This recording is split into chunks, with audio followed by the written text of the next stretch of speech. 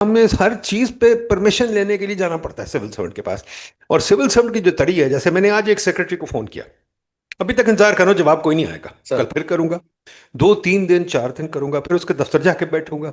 ये क्यों नहीं गोरेलैंड में करना पड़ता, यहाँ क्यों करना पड़ता है? ग्रेड ग्रेड 22 का पाकिस्तान ना कि पाकिस्तान तो सर ग्रेड 22 का है ना। उसके मुताबिक ही आपके इदारे बनेंगे। अब फेडरल गवर्नमेंट की 6 मिनिस्ट्री होनी चाहिए, लेकिन हमने 40 रखी हैं, क्योंकि एक मिनिस्टर ने भी आना है, आपने ग्रेड 22 में भी जाना है। प्रोविंशियल गवर्नमेंट्स की भी सर 4 से 5 डिपार्टमेंट्स होने चाहिए, लेकिन हमने 40 रखे हैं। फिर हमने सर कमिश्नर भी रखा है। Can you imagine sir, commissioner हो सकता है पाकिस्तान में सर वैसे? यहाँ क्या वजह है? हर चीज आपने, जमीन बेचनी है, खरीदनी है, कोई काम करना है, आटा लेना है, आपको कहीं ना कहीं ब्यूरोक्रेट के पास जाना चाहिए। इसको हम कैसे चेंज करें? क्यों हर ट्रांजैक्शन के बीच में ये बैठे हुए हैं? ट्रेनिंग एकेडमीज इतनी बहुत है, और फिर डोनर कहता है हमारी कैपेसिटी नहीं बनती। फिर कैपेसिटी नहीं बनती, फिर डोनर कंसल्टेंट भेजता है, वो टेक्निकल असिस्टेंस भेजता है। तो क्या ये ट्रेनिंग एकेडमीज काम कर रही हैं? ट्रेनिंग एकेडमी में देखते हो, ये अक्सर रिटायर्ड ऑफिसर जाके वहां बैठ जाते हैं, चुदराहट करते हैं। ट्रेनिंग क्या होती है? ट्रेनिंग जिसको मैं कहता हूँ टॉक शो ट्रेनिंग। वो आपके मेरे जैसे लोगों को बुलाते हैं, कहते हैं तुम आ जाओ, बहस करो, टीवी शो की तरह, हामिद मीर की शो की तरह, और वो ट्रेनिंग हो गई। यार, मुझे तो समझ नहीं आती ट्रेनिंग क्या करते हैं ये लोग। क्या सर मैं ट्रेनिंग आपसे एकेडमीज होनी मैं चाहिए इससे? ਸਰ ਸਾਡੀ ਗਵਰਨਮੈਂਟ ਤੇ ਕਹਿੰਦੀ ਹੈ ਨਾ ਕਿ ਅਸੀਂ ਗਰੀਬ ਬੰਦਿਆਂ ਨੂੰ ਫੈਸਿਲਿਟੇਟ ਕਰਨਾ ਹੈ ਜਾਂ ਗਰੀਬ ਬੰਦਿਆਂ ਦੀ ਜ਼ਿੰਦਗੀ 'ਚ ਬਿਹਤਰੀ ਲੈ ਕੇ ਆਣੀ ਹੈ ਜਾਂ ਉਹਨਾਂ ਨੂੰ ਅਸੀਂ ਸਾਰਾ ਕੁਝ ਕਰਨਾ ਹੈ। ਤੇ ਤੁਸੀਂ ਸਾਡਾ ਲਿਬਾਸ ਦੇਖੋ।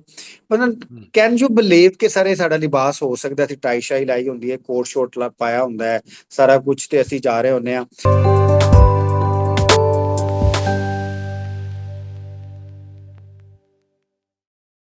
नदीम उल हक आपके साथ हाजिर है। हमारी, जैसे कि आपको पता है, हमारी कोशिश ये है कि पाकिस्तान के जो कॉम्प्लेक्स इश्यूज हैं, जिन पे कभी टीवी को टाइम नहीं मिलता बात करने का, और बाकी पॉडकास्ट जो हैं बहुत ज़्यादा मुलविस हैं पॉलिटिक्स में, हम ऐसे इश्यूज को लेके आए आपके सामने, और ऐसे लोगों को लेके आए जो मुफक्किर हैं, जो सोचने वाले लोग हैं, जो लिखने वाले लोग हैं, और बात करें उन चीज़ों की जो कि हमारी सारी ज़िंदगियों को, हमारी ज़िंदगियों को डायरेक्टली और इमीडिएटली अफेक्ट करती, और बहुत ज़्यादा अफेक्ट करती हैं, थोड़ा नहीं करती। अगर आप देखिए, फॉर एग्जांपल, एक बहुत बड़ी चीज़ है जिसको सबको पता है, सिविल सर्विस रिफॉर्म, जिसकी बात होती आ रही है पिछले 80 साल से। मेरे ख्याल को 50 रिपोर्टें बन चुकी हैं, और बड़ी बात होती रही, अभी फिर एक और कमेटी बन गई है, उस पर होता कुछ नहीं है। इरशाद साहब भी आपको पता, लगे रहे हैं 10 साल, कुछ भी नहीं हुआ। आज हमारे साथ हैं एक बहुत इंटरेस्टिंग आदमी, तारिक अवान साहब। ऑफिसर हैं प्रोविंशियल सर्विस के, सिविल सर्वेंट, बट इनकी पैशन है सिविल सर्विस रिफॉर्म। ये बड़ी मज़ेदार चीज़ है, जो बंदे पैशन रखते हैं उनके साथ बात करने का बहुत मज़ा आता है। इनकी पैशन है एडमिनिस्ट्रेशन गवर्नेंस का रिफॉर्म, और ये उस पैशन के तहत सफ़र भी कर चुके हैं। ऑफिसर ऑन स्पेशल ड्यूटी भी लग रहे हैं, पर इन्होंने अपनी पैशन से एक थिंक टैंक भी बना लिया, रिपब्लिक थिंक टैंक। उसके साथ एक मैगजीन भी लगा लिया है, रिपब्लिक का, और उसके साथ बहुत सारी चीज़ें लिखते रहते हैं। अब इन्होंने मेरे ख्याल को 4 5 किताबें लिख दी हैं। पहली किताब जो उनकी आई है वो सिविल सर्विस रिफॉर्म या public administration through a public servant's eye. तो ये बड़ी मज़ेदार बात है कि ये अब अंदर बैठे हुए हैं, अंदर के आदमी हैं जिन्होंने बड़ी अच्छी करेजियस बात की कि लिख दिया खुद ही। तो इसलिए मैंने इनको आज दावत दी है कि हमें आके बताएं कि इनका क्या मवक़्क़फ़ है, या इनका क्या व्यू पॉइंट है। क्योंकि बड़ा अच्छा कॉम्प्लेक्स सब्जेक्ट है, इस पर मेरा तो ख्याल है बहुत बहस की ज़रूरत है। हमें कोई तकरीबन इस पर बहस रोज़ ही करनी चाहिए, 2 2 3 3 4 4 घंटे, क्योंकि बहुत इंपॉर्टेंट सब्जेक्ट है। तो तारिक साहब, ज़रा शुरू करें ना। आपकी किताब में आपने 10 नुकात बयान किए हैं जो बहुत इंपॉर्टेंट आप कहते हैं। तो ज़रा हमें थोड़ा सा आइडिया दें कि आपकी किताब में आप क्या कह रहे हो, 10 पॉइंट क्या हैं, और क्या आप देखते हैं civil service of the future, 21st century में क्या सिविल सर्विस होनी चाहिए? सर बहुत शुक्रिया सर, आपने मुझे इनवाइट किया सर। बेसिकली सर मैं गवर्नेंस के ऊपर लिखना चाह रहा था, तो आई जस्ट थॉट कि जो पूरा गवर्नेंस गवर्नमेंट की तीनों ब्रांचेज हैं, मुकन्ना, इंतजामिया और अदलिया, इसके ऊपर लिखा जाए। तो ये मेरी पहली बुक जो है ये प्रिंट हुई है। आउट ऑफ माय 5 बुक्स, मैंने 5 बुक्स लिखी हैं पिछले 4 5 सालों में। तो सर ये बेसिकली एग्जेक्टिव ब्रांच के बारे में है, जिसमें एग्जेक्टिव ब्रांच की दोनों पार्ट्स, जो पॉलिटिकल एग्जेक्टिव है और जो ब्यूरोक्रेटिक एग्जेक्टिव है, उसको मैंने कोशिश की है कि उसको रिफॉर्म किया जाए। बेसिकली सर मेरी इंस्पिरेशन ये है, क्योंकि मैं अब 12-13 साल हो गए हैं सिविल सर्विसेज। मैंने सिविल सर्विसेज में ये देखा है कि जो हमारा मॉडल है वो ब्यूरोक्रेटिक गवर्नेंस मॉडल है, वो डेमोक्रेटिक गवर्नेंस मॉडल नहीं है, और एक कॉलोनियल ब्यूरोक्रेटिक गवर्नेंस मॉडल है जो पब्लिक इंटरेस्ट में काम नहीं करता, जो इनफरादी शख्सियात हैं, पर्सनैलिटी ड्रिवन है हमारे इदारे, पर्सनैलिटी एक कल्ट्स के पीछे भागते हैं, उसके मुताबिक काम करते हैं। तो ये मेरी इंस्पिरेशन थी। मैंने जो सिविल सर्विसेज रिफॉर्म्स का मेरा दूसरा चैप्टर है, उसमें I have talked about 5 rules to reform civil services. मैं समझता हूँ कि अगर हमने पाकिस्तान में सिविल सर्विसेज रिफॉर्म करनी है तो वी नीड टू अंडरस्टैंड कि हमने 5 जो बुनियादी रूल्स हैं उनको इम्प्लीमेंट करना है। पहला रूल मैंने बात की है कि पाकिस्तान एक फेडरल पार्लियामेंट्री कॉन्स्टिट्यूशन है, तो जो कॉन्स्टिट्यूशन है सिविल सर्विसेज उसके मुताबिक होनी चाहिए। दूसरा उसमें यह है कि क्योंकि पाकिस्तान में फिर एक स्ट्रक्चरल अलाइनमेंट भी चाहिए, पार्लियामेंट्री गवर्नेंस है, तो उसके मुताबिक सिविल सर्विसेज होनी चाहिए। तीसरी बात मैंने की है कि पाकिस्तान की जो सिविल सर्विस है वो जनरलिस्ट केडर्स के ऊपर है, तो पाकिस्तान को स्पेशलाइज्ड केडर्स होने चाहिए। मैंने इसको जरा टेक्निकल टर्म यूज किया जिसे हम लोग अमूमन कहते हैं कि स्पेशलाइज्ड ब्यूरोक्रेसी पाकिस्तान की होनी चाहिए। चौथा जो है वो मैंने सिविल सर्विस लॉज के ऊपर एक प्रिंसिपल लिखा है कि जो सिविल सर्विसेज के लॉज हैं जिसके तहत ये ड्राइव होती हैं, वो नए सिरे से तरतीब देने की जरूरत है। और आपको बहुत आपके लिए बड़ी हैरानगी की बात होगी कि पाकिस्तान में डिप्टी कमिश्नर और जो सेक्रेटरी है इनके ऑफिस की अभी तक कोई रूल्स या कोई कोडेड लॉ नहीं है जिसके तहत ये ऑपरेट होते हैं। और जो पांचवा पार्ट है वो हम जाहिर डिस्कस अक्सर करते रहते हैं पाकिस्तान में, इसके ऊपर ही डिस्कशन हुई है। जो terms and conditions of services हैं कि रिक्रूटमेंट कैसे होगी, रिटेंशन कैसे होगी, प्रमोशन कैसे होगी, इसके ऊपर है, कैपेसिटी बिल्डिंग के ऊपर। तो ये मैंने 5 रूल्स बताए हैं कि जब तक ये 5 रूल्स अप्लाई नहीं होंगे पाकिस्तान में जो सिविल सर्विसेज हैं वो एक कॉलोनियल ब्यूरोक्रेटिक मॉडल से आगे बढ़ नहीं सकेंगे। पर मुझे बताइए, आपने तो 10 बातें कही थी, वो 10 बातें कहाँ गई? 5 रूल्स आपने बताया, बाकी 10, बाकी 5 क्या है? ये तो मेरा एक चैप्टर है ना, ये अच्छा। मैंने आपसे बात की, जो मेरा पहला ठीक। चैप्टर है सिविल सर्विसेज ठीक। रिफॉर्म्स के ठीक। ऊपर। ठीक। तो उसमें ये मेरी 5 रूल्स जो हैं अच्छा, इसको मुझे मैंने ये डिस्कस। बताइए, चले उसको छोड़े, मुझे बात बताइए कि अब आ गई है 21st सेंचुरी। ठीक है जी। ऑटोमेशन आ गई है, आर्टिफिशियल इंटेलिजेंस आ गई है, रोबोट्स आ गए हैं, और माशाल्लाह क्या कहते हैं, दुनिया ग्लोबलाइज हो गई है। आप भी, मैं बात करूं, पूरी दुनिया से बात कर सकता हूँ, वगैरह वगैरह। क्या इस सिचुएशन में हमारी सिविल सर्विस को, आप इसकी, आपकी विजन क्या, आप कैसे देखते हैं सिविल सर्विस को? ये जो हमने चलाया हुआ है चक्कर के, जनाब section officer, deputy joint secretary तो वगैरह वगैरह, ये जो 5 लेयर्स जाते हैं, फीते वाली फाइलें होती हैं, मतलब इसको तो पहले गौर करें ना। क्या ये सिस्टम अभी सर हमें ये चाहिए? हमें क्या चाहिए? सर मेरी जो बुक का 7th चैप्टर है ना, जो एडमिनिस्ट्रेटिव रिफॉर्म्स के बारे हाँ। में है, हम्म। उसमें मैंने ये सारी चीजें डिस्कस की हैं कि ऑर्गेनाइजेशंस आपने कैसे बनानी है, ऑर्गेनाइजेशन को आपने ऑटोनॉमी कैसे देनी है ऑर्गेनाइजेशन की, फिर आपने एचआर रिक्रूटमेंट कैसे करनी है, फिर आपने ऑर्गेनाइजेशंस के जो ऑपरेशनल चीजें हैं वो कैसे लेके आनी है। वो मैंने एडमिनिस्ट्रेटिव रिफॉर्म्स में डिस्कस की है कि आपने एक 21st सेंचुरी की सिविल सर्विस बनानी है, आपने एक ह्यूमन रिसोर्स खड़ा करना है, आपने ऑर्गेनाइजेशंस बनानी है। तो उसमें अपने लॉज किस तरीके से सिंप्लीफाई करने हैं, अकाउंटेबिलिटी मैकेनिज्म्स किस तरीके से लेके आने हैं, केपीआईज जो हमें कहा जाता है परफॉर्मेंस इंडिकेटर्स कैसे लेके आने हैं। सर अगर आप एडमिनिस्ट्रेटिव रिफॉर्म्स का मेरा जो 7वां चैप्टर है उसको देखें, और जो मेरा पहला चैप्टर है जो मैंने चीफ सेक्रेटरी के ऑफिस के ऊपर एक लिखा है कि चीफ सेक्रेटरी के ऑफिस का एक चैप्टर है पूरा कि कैसे ये कॉलोनियल लेगेसी है, वो एक सिंबॉलिकली मैंने यूज किया है कि सर आप बात कह रहे हैं कि हमने 2030 में कैसे जाना है। अभी तो हम सर 1853 में खड़े हैं। तो अभी अगर हमने 1853 से 2025 का या 2030 का सफर करना है तो उसमें कौन से गैप्स आएंगे। मैं इंटरेस्टिंगली सर आपसे बात कर रहा हूँ, आजकल एग्जेक्टिव मैजिस्ट्रेसी की बात हो रही है। आपने पढ़ा होगा बिलावल भुट्टो की एक ट्वीट आई थी कि उसमें उन्होंने कहा कि एग्जेक्टिव मैजिस्ट्रेसी आनी थी। अब सर एग्जेक्टिव मैजिस्ट्रेसी का मैं समझता हूँ कि पाकिस्तान की भी एक बड़ी तकलीफ दे हिस्ट्री है, 1 स्टेप फॉरवर्ड 2 स्टेप्स बैक। लेकिन पाकिस्तान की सर अगर बात करें तो ये 1 स्टेप फॉरवर्ड और 10 स्टेप्स बैक वाली स्टोरी है। अब सर आपने कहा कि 2030 में हमारी सिविल सर्विस कैसी होनी चाहिए, जाहिर है हमारी 2030 की सिविल सर्विस स्पेशलाइज्ड होनी चाहिए, स्किल्ड बेस्ड होनी चाहिए, कंट्रेक्चुअल होनी चाहिए, परफॉर्मेंस बेस्ड होनी चाहिए, उसकी मार्केट बेस्ड सैलरी होनी चाहिए। इस तरह की हमें एक सिविल सर्विस चाहिए कि जो पब्लिक इंटरेस्ट है, जो सर्विस डिलीवरी है उसको पूरा करे। लेकिन अभी हम जा रहे हैं फिर सर एग्जेक्टिव मैजिस्ट्रेसी के ऊपर।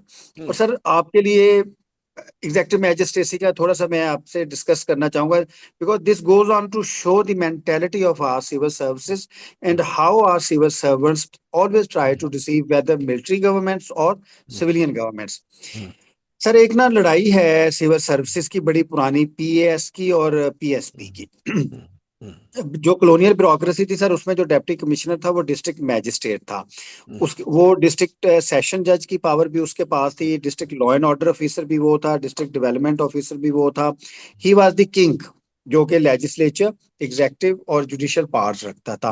वो एक हिस्ट्री है।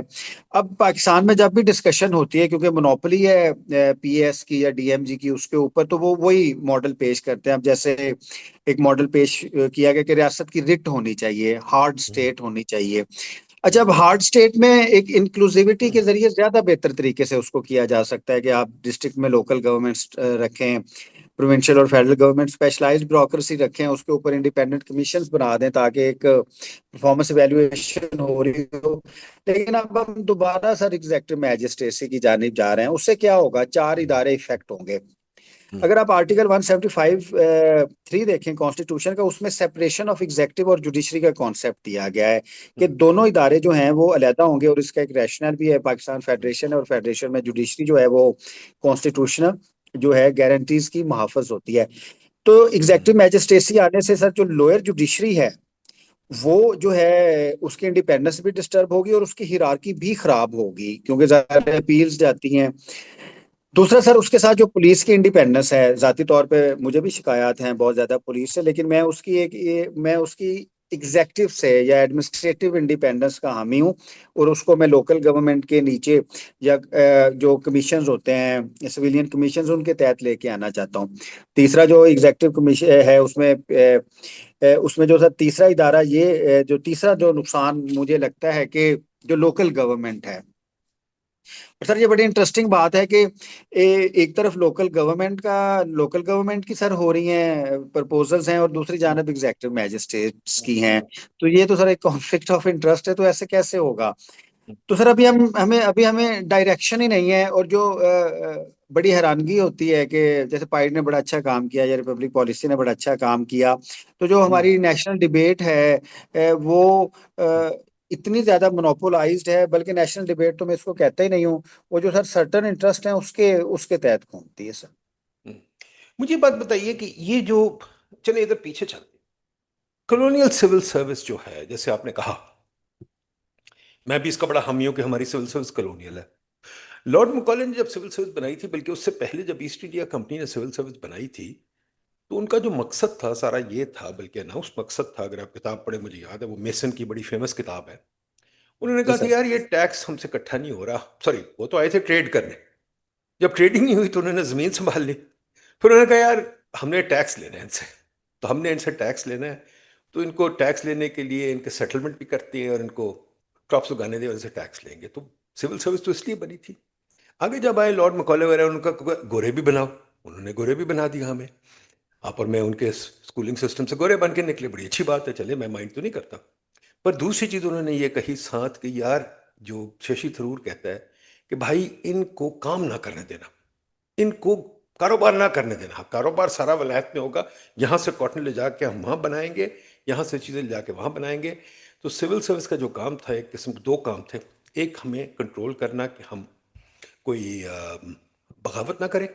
दूसरा ये है कि हम कहीं कारोबार ना को बड़े बना लें। हमें छोटे छोटे परचून के कारोबार पर रखा या खेती बाड़ी पर रखा। तो अब ये जब आ गए, और जो एक और उसके अंदर चीज़ थी वो ये थी कि हुकूमत जो है, जैसे गोरे कहते थे, हुकूमत माई बाप है, हुकूमत हमारी माई बाप है, हुकूमत हमें सब कुछ देगी, हुकूमत हमें खिलाएगी पहनेगी। तो सिविल सर्विस का मेरा ख्याल अभी भी यही रोल है कि वो हमें कहती है कि हम तुम्हारे तुम्हें हम टेस्टेशन भी देंगे, एफिडेविट भी देंगे, तुम हमारे कंट्रोल में हो, तुम मेरे से परमिशन लो, तुम ये करो वो करो। क्या हम आज़ाद हैं या अभी तक कॉलोनियल सिस्टम में ही बैठे हुए हैं? सर एग्जैक्टली मैंने इसमें इसके ऊपर डिस्कशन की है कॉलोनियल सिविल सर्विस लॉज के ऊपर। Sir it's very interesting. Sir जब 1851 में ज़ाहिर कंपनी ने पैट्रनेज सिस्टम के जरिए सिविल सर्वेंट्स लेके आए, बाद में फिर वो कंपेटिटिव मोड में चले गए। ज़ाहिर है बुनियादी काम तो एक्सट्रैक्शन का था, और एक्सट्रैक्ट रिसोर्सेज हो नहीं सकते थे जब तक कंट्रोल। सर एक ना मैं आपको एक प्रोविजन बताता हूँ। एक लैंड रेवेन्यू एक्ट है, पूरे पाकिस्तान में नाफिज है, प्रोविंशियल एक्ट है। उसकी दो क्लॉजेस थी जिसके जरिए गोरे ने हुकूमत करके रखी, क्योंकि गोरे ने ऐसा निज़ाम बनाया कि उन्होंने जो लैंड थी, लैंड पे उन्होंने अच्छा काम किया, लेकिन जब उन्होंने नंबरदारी सिस्टम लेके आए, उसमें उन्होंने वो दो क्लॉजेस के जरिए आपको लैंडलेस कर देते थे। तो जो भी जमींदार, क्योंकि जमींदार जो था वो सोशल स्टेटस में सबसे ऊपर था, और उसने हर सूरत अपनी जिम्मेदारी कायम रखनी थी, सरनेम कायम रखना था। तो वो जो सब डिविजनल कलेक्टर होता था, जिसे हम असिस्टेंट कमिश्नर कहते हैं, बेसिकली ये सब डिविजनल कलेक्टर हैं। तो इनकी जो जुडिशियल पावर्स होती थी रेवेन्यू की तहत, उसके तहत उनको लैंड लेस कर देते थे। और जब वो लैंड लीज होते थे तो फिर जाहिर है वो उस जगह पे आ जाते थे। तो सर 26,000 आर्मी थी इनकी, बर्मा से लेके काबल तक। और सर थोड़े से सिविल सर्वेंट्स थे, लेकिन इनके जो लॉज थे सिविल सर्विसेज के, और फिर जो क्रिमिनल जस्टिस सिस्टम के लॉज थे, और जो सिविल जस्टिस सिस्टम के लॉज थे, असल में उनकी इम्प्लीमेंटेशन सिविल सर्विस करती थी। और वो लॉज ऐसे थे जो पब्लिक इंटरेस्ट में नहीं थे, वो कंट्रोल करने की सूरत में थे। सर मैं आपको थोड़े से दो तीन लॉज भी डिस्कस कर देता हूँ, मैंने अपनी बुक्स में किए हैं। सेक्शन 144 है सर। अच्छा सर, अब पाकिस्तान की किस्मत ये है कि सेक्शन 144 जो है ना, वो ज़ाहिर डिप्टी कमिश्नर का इख्तियार है, वो इस्तेमाल करता है उसको, और उसको ये डेलीगेट करता है होम डिपार्टमेंट सर। अच्छा सर, अब पाकिस्तान में 151 जो 44 है सर, वो खत्म ही नहीं होता। अब आप इसको ये देखें, अब फंडामेंट कॉन्स्टिट्यूशन के फंडामेंटल राइट्स के ऊपर आए। अब फंडामेंटल राइट्स हैं 8 से लेके 28 तक। अब फंडामेंटल राइट जो है वो आपका फ्रीडम ऑफ असेंबली है, लेकिन उसको, वो एक कॉन्स्टिट्यूशनल लॉ है। अब उसको एक सर दूसरा लॉ जो एक कॉलोनियल लॉ है, और जो एक स्टैट्यूटरी रेगुलेटरी उसे कह सकते हैं, एक एक लॉ है, वो सर डिटरमिन करता है कि पिछले आप देख लें कि जब चाहता है डिप्टी कमिश्नर 144 लगा देता है, और वो 144 सर लगी लगी रहती है। मैंने सर इस तरीके से आपको एक चीज की, मैंने इसमें सर लिखा है कि जब तक हम हमारा लेजिस्लेचर या हमारी मुकन्ना लॉज नहीं बनाएंगे। अब वैसे तो 8 से 28 तक हैं कि फंडामेंटल राइट्स हैं, और वो उसके तहत लॉज बनने चाहिए। हमें सर नए सिरे से पाकिस्तान में लॉ लिखने की जरूरत है।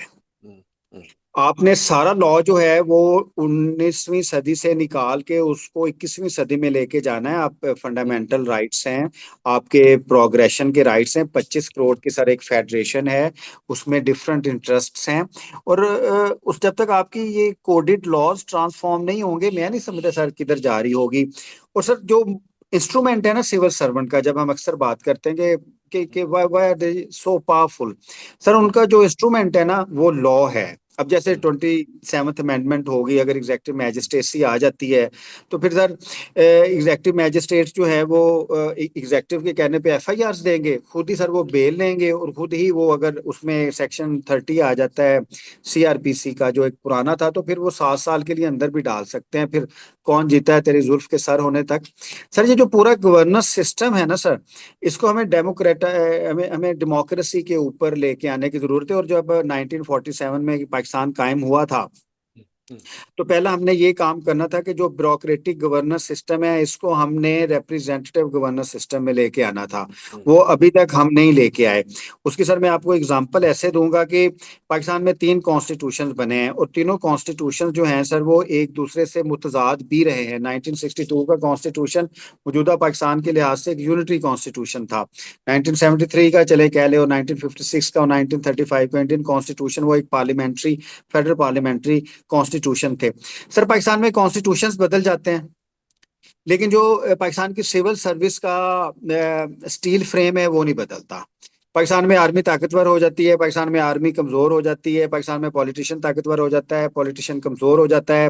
पाकिस्तान में सारे जो जुडिशरी सर ताकतवर हो जाती है, जुडिशियल मार्शल भी लग जाता है, फिर जुडिशरी कमजोर हो जाती है। लेकिन सर सारे जो है ना वो चेंज होते रहते हैं, ब्यूरोक्रेसी चेंज नहीं होती, उनकी पावर चेंज नहीं होती। तो मैंने what I have try to discuss in my book के जो पाकिस्तान का ब्यूरोक्रेटिक गवर्नेंस सिस्टम है वो ब्यूरोक्रेसी के गिर्द घूमता है। इसमें मेरा एक बल्कि एक चैप्टर है ग्रेड ग्रेड 22 का पाकिस्तान ना, कि पाकिस्तान तो सर ग्रेड 22 का है ना, उसके मुताबिक ही आपके इदारे बनेंगे। अब फेडरल गवर्नमेंट की 6 मिनिस्ट्री होनी चाहिए, लेकिन हमने 40 रखी हैं, क्योंकि एक मिनिस्टर ने भी आना है, आपने ग्रेड 22 में भी जाना है। प्रोविंशियल गवर्नमेंट्स की भी सर 4 से 5 डिपार्टमेंट्स होने चाहिए, लेकिन हमने 40 रखे हैं। फिर हमने सर कमिश्नर भी रखा है। Can you imagine sir, commissioner हो सकता है पाकिस्तान में सर वैसे? हम्म, हम्म, बिल्कुल सही कह रहे हैं। मुझे बताइए, ये जो आपने कही है बातें, सब बातें बहुत अच्छी हैं, सब दिल को लगती हैं। पर ये बताइए कि गोरे की, अब जब मैं इंग्लैंड रहा हूँ, आप भी गए हुए रहे हुए हैं वहाँ, मैं जी इंग्लैंड जी। 5 साल रहा हूँ, मुझे आज तक कोई सिविल सर्वेंट के साथ पास ना जाना पड़ा, ना बात करनी पड़ी, और कोई सिविल सर्वेंट की तड़ी नजर नहीं आई। बल्कि मेरा एक दोस्त था सेक्रेटरी, वो, मैं उसके पास ठहरा हुआ था, मैंने उससे कहा, भाई तुम्हारी कहाँ प्रोटोकॉल वाली गाड़ी, उसका सवाल नहीं पता होता, मैं तो अभी ब्रीफकेस पकड़ के, छतरी पकड़ के, ट्यूब पकड़ के दफ्तर जाऊंगा। और दफ्तर में वो कहता है, जब मेरे किसी और दफ्तर जाना है तो पैदल जाते हैं या टैक्सी लेके जाते हैं, हमारे पास कोई नहीं है ये गाड़ी वाड़ी का सिलसिला। और उनकी तड़ी कोई नहीं होती, मतलब कोई नहीं होता कि उनसे जाके परमिशन लेनी है, ये करना वो करना। क्या डिफरेंस है गोरे मुल्क में, अपने मुल्क में तो उनके पास कुछ नहीं है, हमारे मुल्क में क्या है कि मैं सांस लेता हूं तो मुझे कहते हैं एफिडेविट लेके आओ और साइन कराओ ग्रेड 18 से। ठीक है, मेरी हैसियत कोई नहीं जब तक मैं ग्रेड 18 से साइन ना कराऊं, सर ये अटेस्टेशन ना ना सर, कराऊं। इसके हम भी विक्टिम है, विक्टिम है। हम्म, हम्म। जी जी। तो क्या चक्कर है कि हमें हर चीज पे परमिशन लेने के लिए जाना पड़ता है सिविल सर्वेंट के पास। और सिविल सर्वेंट की जो तड़ी है, जैसे मैंने आज एक सेक्रेटरी को फोन किया, अभी तक इंतजार करो, जवाब कोई नहीं आएगा, कल सर फिर करूंगा, 2 3 दिन 4 दिन करूंगा, फिर उसके दफ्तर जाके बैठूंगा। ये क्यों नहीं गोरेलैंड में करना पड़ता, यहां क्यों करना पड़ता है? देखिए सर, इसमें ना दो चीजें हैं, मैंने अपनी हम्म, बुक में इसके ऊपर लिखा है। एक तो सर हमारे जो मुआशरा है ना सर, उसकी भी कोई वैल्यूज इतनी नहीं है। और ज़ाहिर है हम्म, मुआशरा जो है वो रियासती ताकत को बहुत ज्यादा एब्जॉर्ब करता है। हम्म, इसका सर क्वेश्चन आप एक लेगेसी आ रही है सर, वो बड़ी हम्म, इम्प्यूनिटी की लेगेसी है। मैं तो इसको एक कल्चरल पावर भी देखता हूँ कि एक लड़का जो है, अगर वो असिस्टेंट कमिश्नर होता है तो उसको रिश्ता भी बड़ा अच्छा मिलेगा। मैं थोड़ा सा जरा आम जबान में सर आपसे बात करूंगा। सही कह रहे हैं, सर उसको रिश्ता बिल्कुल भी सही। बड़ा अच्छा मिल जाएगा, वो मेहमान खसूसी भी मिल जाएगा, बन जाएगा, क्योंकि सर उसके पास पावर्स हैं। Hmm, what I have try to do sir, कि जो सिविल सर्विस के कोडेड लॉज हैं, जो फोर्थ है उसमें सर, जो आपने सिविल सर्वेंट्स की पावर्स हैं ना, जो इख्तियारात हैं सर, उसको हम्म, आपने ना बैलेंस करना है सर। क्योंकि एक ऐसा सिस्टम जहां पे मोरालिटी नहीं है, और अगर आप किसी को बाइख्तियार करेंगे तो वो डेफिनेटली अपने इंटरेस्ट के लिए यूज करेगा सर, आप इतने इख्तियारात दे नहीं सकते। और एक सर मेंटेलिटी है, अभी टैक्स हम्म, इकट्ठा करना हो तो अगर उन्होंने इनकम टैक्स ऑर्डिनेंस में तब्दीली लेके आनी हो, या कोई इनकम हम्म, टैक्स एक्ट में तब्दीली लेके आनी हो, तो वो ऐसी प्रोविजन डाल देते हैं कि अगर ये नहीं मिलेगा तो इसको जेल में डाल दो, हम्म, इसको हम्म, थाने में डाल दो। हम्म, अब सर आप भी जानते हैं एफबीआर में कितनी कितने ऑनेस्ट लोग हैं, या कितने कितना वो अच्छा काम करती है। तो अब जैसे पीरा फोर्स बनी है, कोई भी एक मेंटेलिटी है कि आप ना इसको पकड़ के आगे करते हैं। और सर इसमें ना पॉलिटिशियन से भी मैं अक्सर पूछता हूँ कि आप इनकी पावर्स क्यों नहीं लेके जाते। अब सर हम्म, देखें, मैं आपसे अर्ज करता हूँ कि इसको हम और तरीके से देखते हैं कि जुडिशल जुडिशल मार्शल लॉ था सर 2 साल पहले, ट्वेंटी हम्म, सिक्स अमेंडमेंट आई है। अब हम उसकी क्वालिटी पे बात नहीं करते, या अब इन्होंने 27 में जो प्रपोज की है सर, 2 अमेंडमेंट्स आई हैं और जुडिशरी को न्यूट्रलाइज कर दिया गया है। अभी हम हम्म, पर्पस नहीं देख रहे कि अच्छा ये बुरा है। तो सर लॉस के जरिए बैलेंस कर देना चाहिए एक्स्ट्रा ऑर्डिनरी जो फाइनेंशियल पावर्स हैं, जो हम्म, एडमिनिस्ट्रेटिव पावर हैं, और अब जो उनको ये जुडिशियल पावर्स दे रहे हैं ब्यूरोक्रेसी को थ्रू एग्जेक्टिव मैजिस्ट्रेसी सर, इनको हम्म, इनसे इख्तियारात लेने की जरूरत है। और अगर सर हम्म, आप लोकल गवर्नमेंट्स लेके आते हैं और लोकल गवर्नमेंट्स को एम्पावर करते हैं, तो जाहिर है ब्यूरोक्रेसी जो है वो और तरीके से होगी। और सर हम अक्सर बहस करते हैं, अगर सर मुझे मुझे क्योंकि मैं खुद भी एक सिविल सर्वेंट हूँ, अगर मुझे सेक्रेटरी से मिलना हो या मुझे मिनिस्टर से मिलना हो, तो मैं कंफर्टेबली किसको मिलूंगा?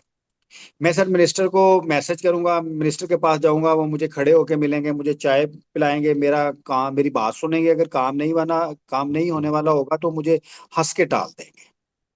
मेरी एक्सेस है मिनिस्टर तक, और उस मिनिस्टर के ऑफिस में ना सर 40-50 लोग बैठे होंगे। अब अगर खुद ही जाके मैंने सेक्रेटरी को मिलना है सर, मैं सेक्रेटरी को नहीं मिल सकता, क्योंकि उससे पहले तो 50 लोग मुझे रोक लेंगे। तो ये जो एक कल्चर है सर, ये कल्चर बेसिकली अवाम ने ही तोड़ना है उसको। और पाकिस्तान में सर, क्योंकि बिहाइंड दिस पावर एक डीप पावर भी है, तो उनको भी सर अब रियलाइज करना चाहिए कि जो लोगों की आपने सिस्टम्स डेवलप करने हैं, आपने लोकल गवर्नमेंट्स का सिस्टम डेवलप करना है, आपने लॉज को सिंप्लीफाई करना है, आपने लोगों की जिंदगी से रियासत को निकालना है सर। अब दुनिया में तो एनाकी सिस्टम्स के ऊपर भी बड़ी डिस्कशन हो रही है कि अगर सोसाइटी अच्छी हो तो रियासत के बगैर भी बहुत अच्छा काम रहा जा सकता है। अब सर हर कदम पे रियासत खड़ी है, और पता नहीं किस लिए खड़ी है। अगर आपने सर आप लाहौर आना हो तो 4 जगह पे तो पुलिस पकड़ के आपको कहती है गाड़ी साइड पे करो, तो ये जरा चेक करवाओ। फिर आपने सर अगर फर्ज करो यूनिवर्सिटी में जाना हो, ऐसे ही आपको हर चीज पे अटेस्टेशन, हर चीज पे अटेस्टेशन, हर चीज पे अटेस्टेशन। और दूसरी जगह पे अगर आप कोई ट्वीट कर दे या कोई आप दूसरी बात कर ले, तो सबको पता होता है कि ये किसने बात की है। एक ऐसा सेटअप जिसमें दो डिफरेंट चीजें हैं कि हमारी इतनी ज्यादा स्क्रूटनी है, फिर कदम कदम पे स्क्रूटनी तो होनी नहीं चाहिए। और सर मैंने इसमें सजेस्ट किया कि अब जैसे मैं सिविल सर्वेंट हूँ सर, तो अगर एज ए सिविल सर्वेंट जो कि रियासत का एक रियासत की जो सिक्रेसी है जिसके पास है, सिविल सर्वेंट्स के पास सिक्रेसी होती है, इससे ज्यादा इंपॉर्टेंट चीज तो नहीं हो सकती। तो एज ए सिविल सर्वेंट अगर रियासत मेरे पे एतबार नहीं कर रही सर, तो आम शहरी पे कैसे करेगी? मतलब मुझे चेक्स लग जाते हैं, दूसरी जगह पे चेक्स लग जाते हैं। सर कुछ रियासत को थोड़ा दिल बड़ा करना चाहिए। जो हमारी सोच है उसमें हमें लोगों पे एतमाद करना चाहिए कि वो लोग डिसीव रियासत को नहीं करेंगे, और पर रियासत तारिक को अपना। साहब, एक चीज है जो मैंने देखी, आपने भी देखी होगी, चाहे कोई हुकूमत है, चाहे ज़ियाउल हक हो, चाहे मुशर्रफ हो, चाहे इमरान खान हो, चाहे ये शरीफ हो, कोई भी हो, हर जो, बल्कि पॉलिटिशियन तो खास तौर पे चलते ही एक चीज पे जिसको कहते हैं थाने कुचहरी का निज़ाम, एक पेट्रनेज कल्चर। वो बंदे जाते हैं, बल्कि मैंने एक दफ़ा एक मिनिस्टर को कहा था, भाई मुझे अपने खतों का एक पुलंदा दे दो, मैं छापना चाहता हूँ कि तुम्हें क्या फरियादें आती हैं। फरियाद ये आती है, वो मेरी बेटी को पुलिस पकड़ ली, उसको उठा के ले गए, ले उसको रिहा करो, वो मेरे बेटे को नौकरी दिलवा दो, वो मेरी ज़मीन पर कोई कब्जा हो गया उसको छुड़वा दो। मतलब हमारी जो रियासत के साथ इंटरफेस है वो सारा थाना कचहरी का है, और उसके साथ पॉलिटिशियन भी उसमें खुश होते हैं क्योंकि उनको लगता है कि ये लोग मेरे से फरियाद कर रहे हैं। सिविल सर्वेंट भी खुश होते हैं कि हमें आना पड़ता है। अब देखिए ना, आप भी अमेरिका रहे हो वलायत, मैं भी अमेरिका रहा हूँ। मैं तकरीबन 40 साल अमेरिका रहा हूँ, वलायत 5 साल रहा हूँ। देखिए, अमेरिका में मैंने 2-3 प्रॉपर्टीज भी खरीदी और बेची भी। ठीक है। जब प्रॉपर्टी खरीदने जाए वहां कोई रियासत का ताल्लुक नहीं होता, किसी का कोई ताल्लुक नहीं होता। हाँ, रियासत रिकॉर्ड जरूर करती है, ये नहीं कि रिकॉर्ड नहीं करते। बट क्वाइट फ्रैंकली मैं प्रॉपर्टी का टाइटल शाइटल सब कुछ करके मैं एक लॉयर को पकड़ा देता हूँ, वो मुझे 2 हफ्ते के बाद बुला के सब कुछ करके मुझे दे देता है। कोई मुझे फर्द नहीं लेनी पड़ती, कोई फर्द रजिस्टर नहीं करानी पड़ती, कुछ नहीं। सब ट्रांसैक्शन जो होते हैं उसमें स्टेट आता ही नहीं। अब फॉर एग्जाम्पल मैंने इस्लामाबाद में एक गाड़ी ली जी, गाड़ी की नंबर प्लेट लेते हुए मुझे 3 महीने हो गए, नंबर प्लेट नहीं मिलती। 4 चक्कर लगा चुका, वहां की नंबर प्लेट नहीं मिल रही। ठीक है। अमेरिका में आप गाड़ी खरीदे बेचे, आप जाएं जाके जनाब, वो गाड़ी आप एक शॉपिंग मॉल में जगह बनी हुई या कहीं बनी हुई है, आप वहाँ जाते हैं, कहते हैं मैंने गाड़ी खरीदी है, कागज़ है, उनके रिकॉर्ड में ऑलरेडी होता है, आपको नंबर प्लेट पकड़ाते हैं, घर पर भेज देते हैं। 5 सेकंड का काम होता है। ठीक है। चले लाइन में शायद 5 मिनट लग जाएंगे, बट 5 सेकंड का काम है, खत्म हो जाता है। यहाँ क्या वजह है? हर चीज आपने जमीन बेचनी है, खरीदनी है, कोई काम करना है, आटा लेना है, आपको कहीं ना कहीं ब्यूरोक्रेट के पास जाना चाहिए। इसको हम कैसे चेंज करें? क्यों हर ट्रांजैक्शन के बीच में ये बैठे हुए हैं? जैसे कि सर हमने इसमें ना हिसाब लगाया था कि एनओसी, एनओसी पूरी दुनिया में कहीं नहीं है, ये पाकिस्तानी निजाम में एनओसी है। एनओसी क्या होता जी है? सर।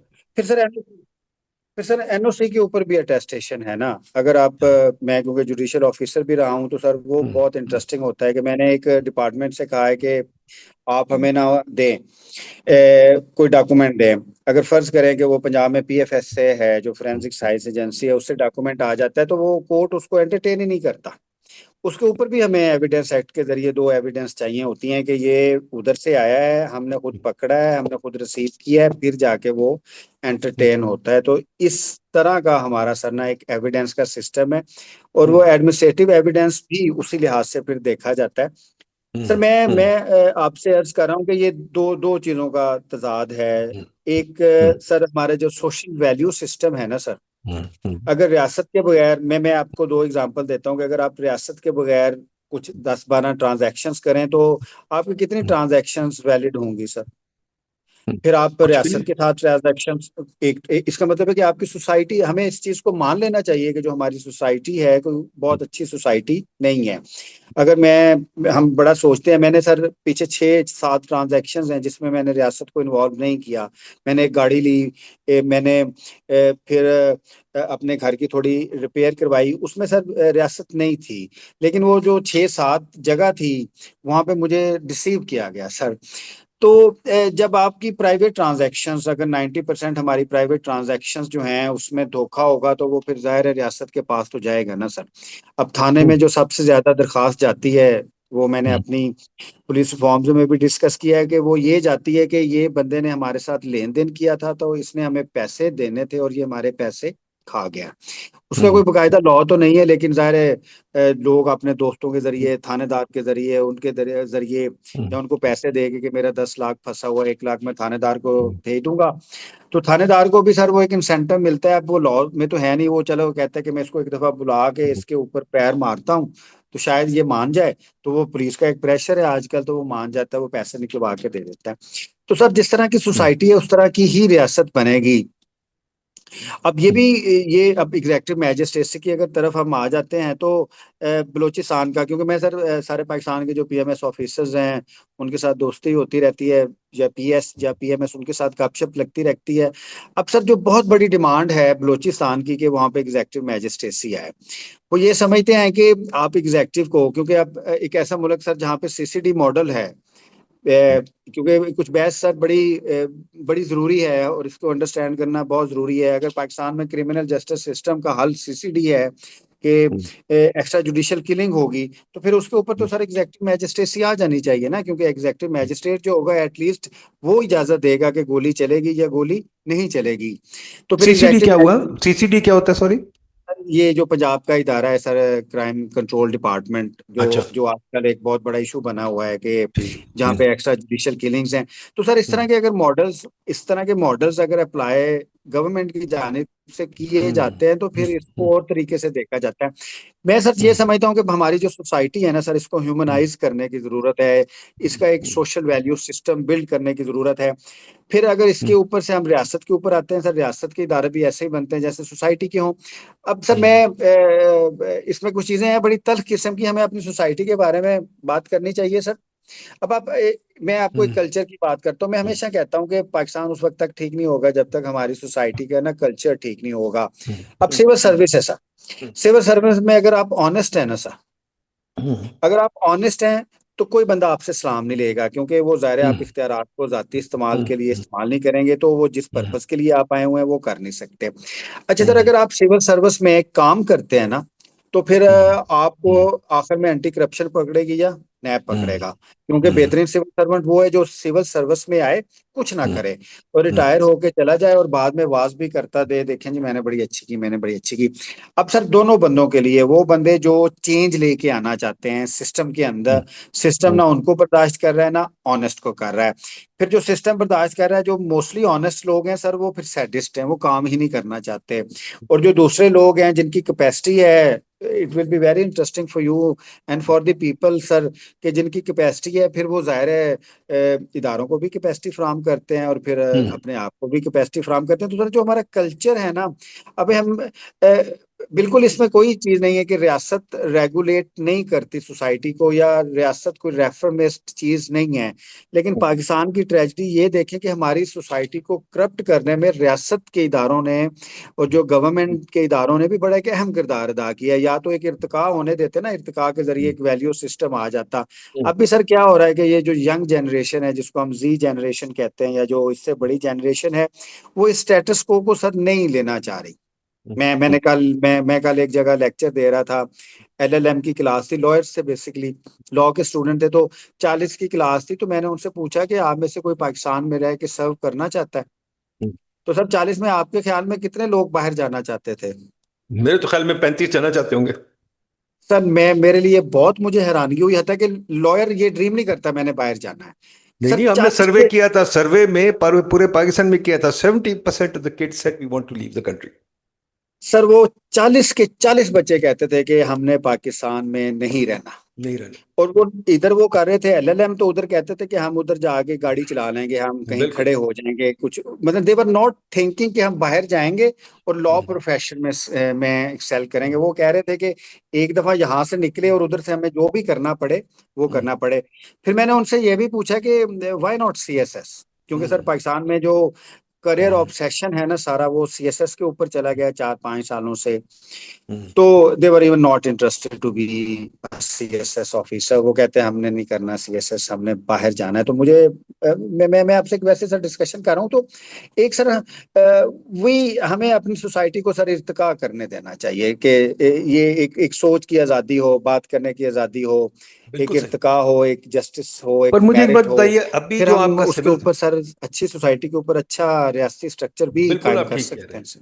आप बिल्कुल ठीक कह रहे हैं। मेरी यही इल्तिजा थी इमरान खान से भी और इन सब से, कि भाई जो लीडरशिप का मतलब है, लीडरशिप का मतलब ये भी है कि आप सोसाइटी को लीडरशिप प्रोवाइड करें, थॉट एंड आइडियाज। हमारे हुक्मरान सोचते हैं लीडरशिप का मतलब सिर्फ प्रोजेक्ट्स है।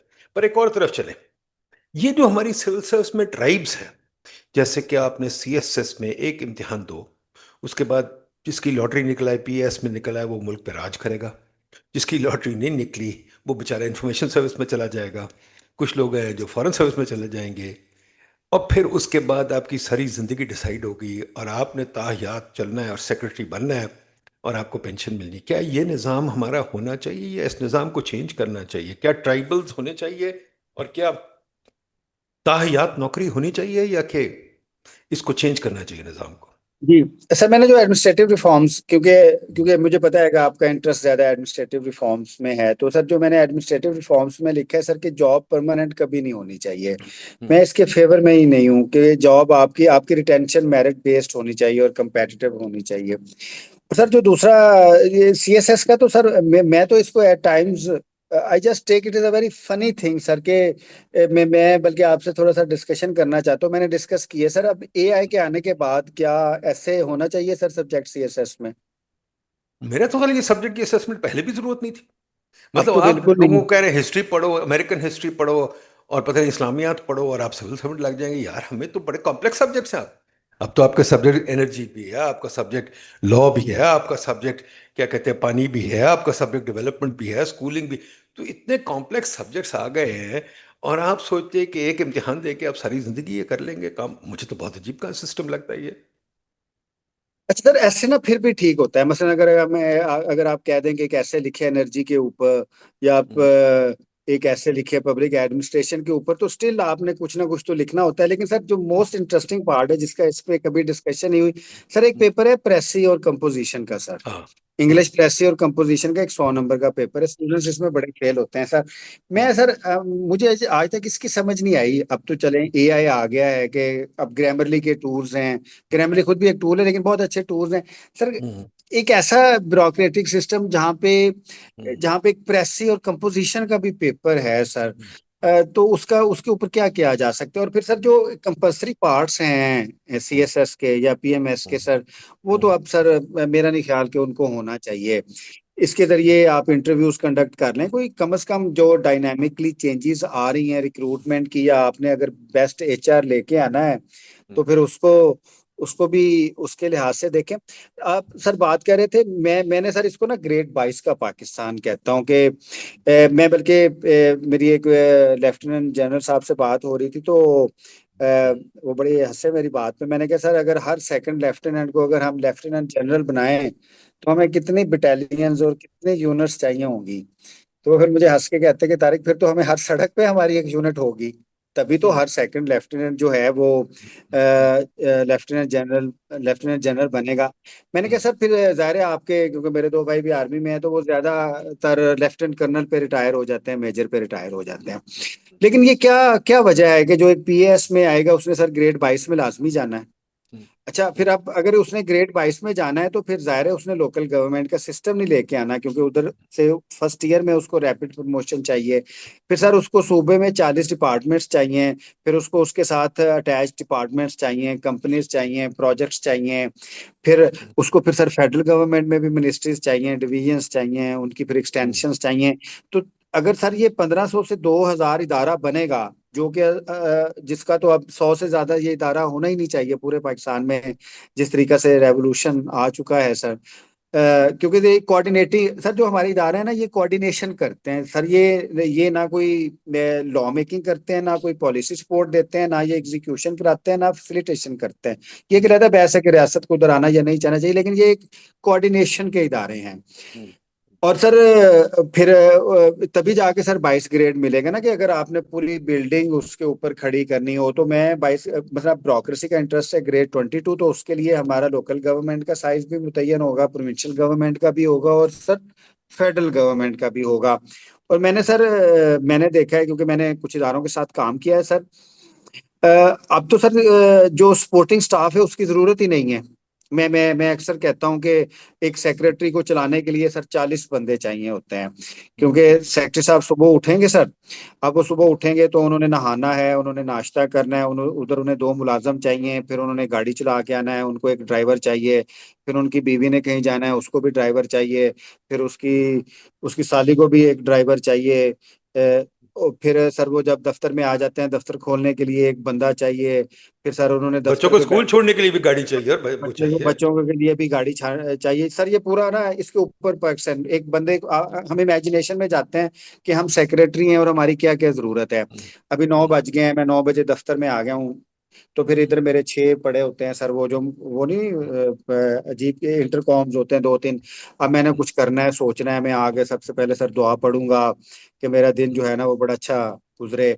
फिर थोड़ी देर बाद मैं बैल दूंगा, फिर 3 बंदे दौड़ते आएंगे, वो जैसे नहीं सर हमने ड्रामे देखे, वो एक चिराग आप करते हैं तो वो 2-3 जिन आ जाते हैं कि क्या हुक्म है मेरे आका। तो सर फिर वो 2-3 बंदे भागते आते हैं, वो कहते हैं कि सर किसका मूड है, वो कहते हैं आज मुझे ये कॉफी पिलाओ, आज मुझे ये चाय पिलाओ। फिर वो सोचता है कि कोई फाइल आई है कि नहीं आई, फिर वो करता है, फिर उसके 2 बंदे आ जाते हैं सर। 25 बंदे के बाद तो वो स्टार्ट होता है। और उसके मुकाबले में मैं देखता हूँ एक सीईओ है किसी फंक्शनल कंपनी का, वो सुबह खुद उठता है, सुबह खुद गाड़ी में बैठता है, खुद गाड़ी ड्राइव करके आता है, खुद अपना केबिन खोलता है, उसमें खुद बैठता है, कोई मेहमान आ जाए उसको खुद वो चाय बना के देता है, वो एक मशीन में से आदमी है। कॉफी ले आता है, बिल्कुल, हाँ, हाँ। सारा कुछ वो एक आदमी है, वो बैठ के काम करता है, और उसको पता हम्म। होता है कि खुशदार में उसका प्रोडक्ट क्या क्या पोजीशन है, यूएई में उसके प्रोडक्ट की क्या पोजीशन है, अगर वो हम्म। पाकिस्तान से बाहर कारोबार कर रहा है, वर्जीनिया में उसके प्रोडक्ट की क्या पोजीशन है, उसको मीन परफॉर्मेंस आ रही होती है, वो सारा देख रहा होता है। तो वो एक आदमी किसी को तंग किए बगैर लोगों को अपनी प्रोडक्ट को बेच के सर्विस डिलीवरी करके सारा कुछ करके चला जाता है। इधर कॉन्फ्लिक्ट्स नहीं खत्म होते सेक्रेटरी के। तो सर ये फिर शाम होती है, फिर उसने क्लब में जाना है, फिर सर उसने गोल्फ भी खेलनी है, फिर उसने जिमखाना भी जाना है, फिर उसने जिमखाना में अपना सोशल जो है उसको भी करना है। तो सर तो इट्स ऑल अबाउट कल्चर, हम किस कल्चर में रहते हैं। सही। और फिर मैं मेरा एक लोगों से भी शिकवा है कि जब हमारे छोटे छोटे सर इधर सेरेमनीज होते हैं तो ये असिस्टेंट कमिश्नर को क्यों बुलाते हैं मेहमान खुसूसी के तौर पे। ये ये हाँ। टीचर को क्यों नहीं बुलाते। ये फिर अपने ये खाना क्यों खिलाते हैं हर वक्त।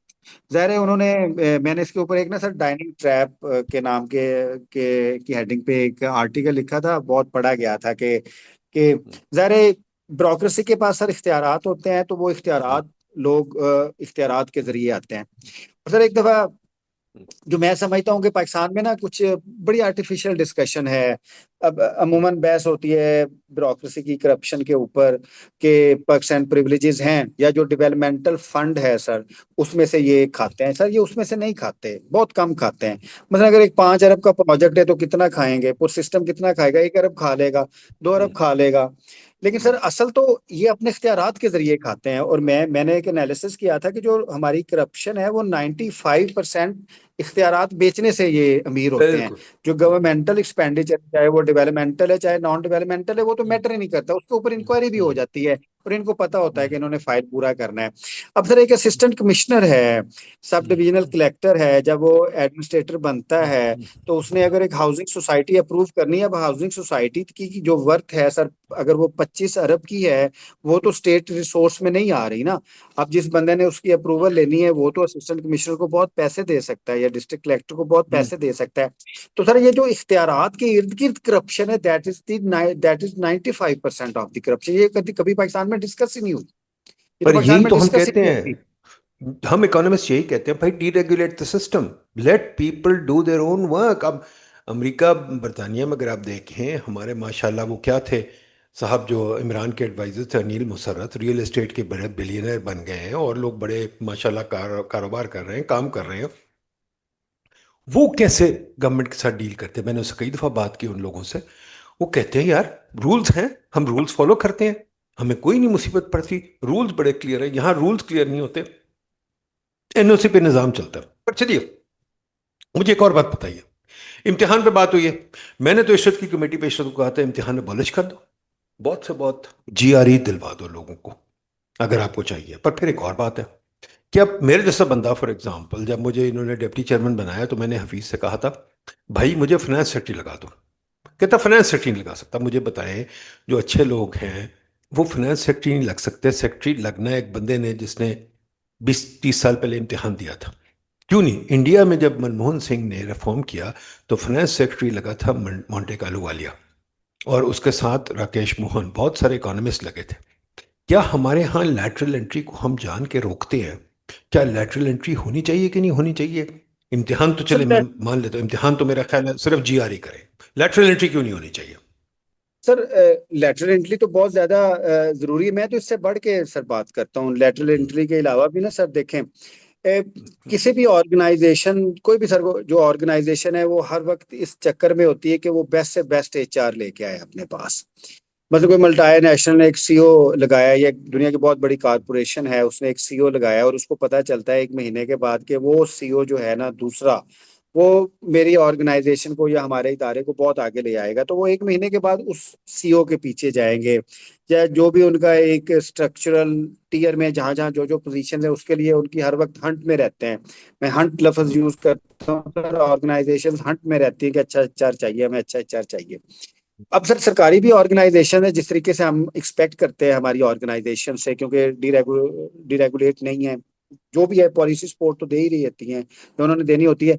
तो सर हम हमारा तो एचआर का मॉडल ही नहीं है सर।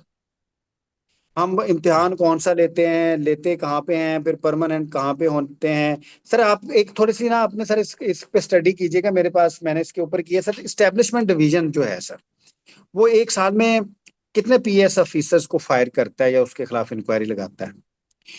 चीफ कभी सेक्रेटरी भी नहीं, चारों सूबों, हाँ कभी भी नहीं। चार, मतलब चीफ सेक्रेटरी ने 4 सूबों के वो कितने रेफरेंसेस भेजते हैं कि हमारे बंदे करप्ट हैं पीएस के, या आईजीज एस्टैब्लिशमेंट की सिवाय ट्रांसफर पोस्टिंग के और कुछ नहीं करती। ट्रांसफर पोस्टिंग के अलावा एस्टैब्लिशमेंट का कोई काम नहीं।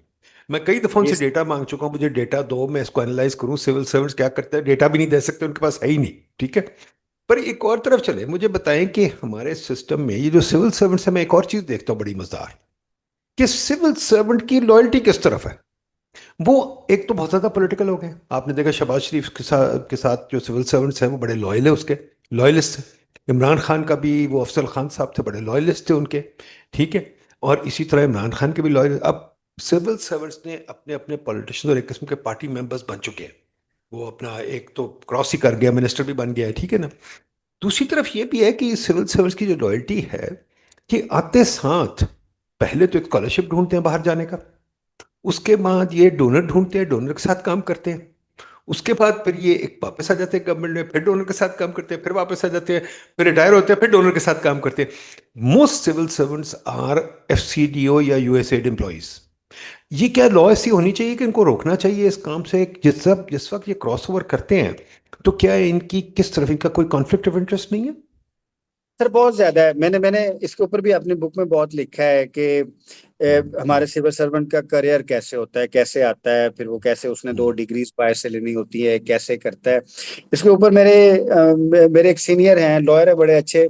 वो आप कहते हैं ना कि ये डोनर्स के साथ काम करते हैं, वो ये लफ्ज नहीं यूज करते, वो ज्यादा बड़ा इल्जाम लगाते हैं। वो कहते हैं कि ये इनको इंटरनेशनल एजेंसीज जो है वो हायर करती हैं, और ये पाकिस्तान की सारी इंफॉर्मेशन देते हैं, और फिर बाद में उठा के भी इनको बाहर के मुल्क में सेटल कर देते हैं।